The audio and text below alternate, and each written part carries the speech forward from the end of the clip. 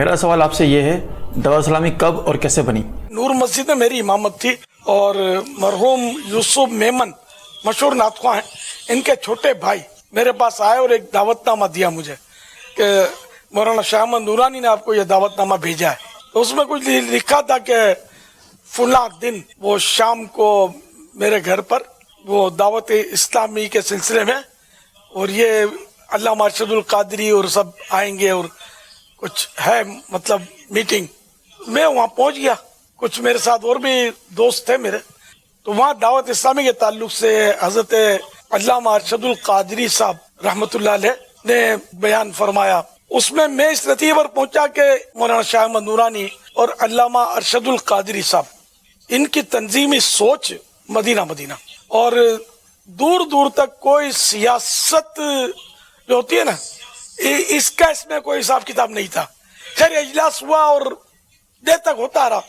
اس میں غزالی دورہ علامہ کاظمی شاہ صاحب رحمت اللہ علیہ بھی تھے اور تقریباً علماء جو تھے مشہور اور دیگر عمائی دین اہل سنت کے، تو یہ تقریباً اس میں ایک تعداد تھی جو موجود تھی. پھر یہ اجلاس ختم ہو گیا اور کوئی خاص نتیجہ سامنے آیا نہیں.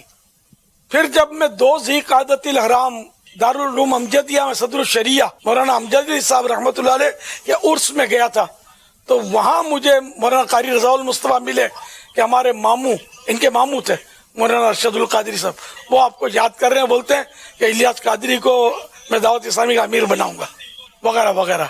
تو بولا فلاں کمرے میں چلے، میں وہاں چلا گیا اور وہاں انہوں نے مجھے یہ کہا مطلب تو کراچی کہ ہم تم کو مطلب امیر بناتے ہیں اس طرح. پھر کچھ اور بھی مشورے ہوئے تو آخر کار یہ کہ میں دعوت اسلامی کو میں نے قبول کیا اور میں نے کام جو مجھ سے ہو سکا وہ کوشش شروع کر دی.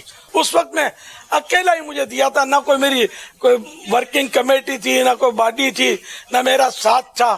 یعنی یوں سمجھو کہ یہ لے دعوت اسلامی سنبھال، تو جان تیرا کام جانے، یوں مجھے انہوں نے اٹھا کے دے دی، یہ کہہ سکتے ہیں.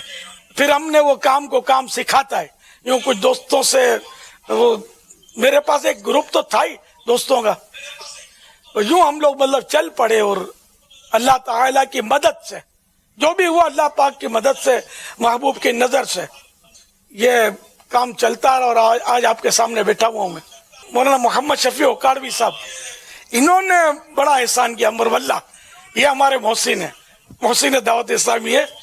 انہوں نے مجھے اپنی مسجد پیش کی کہ میری مسجد کو مرکز بناؤ.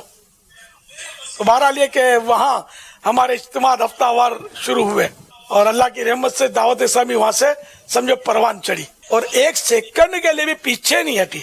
یہ برابر بڑھتی چلی جا رہی ہے اللہ کے فضل و کرم سے.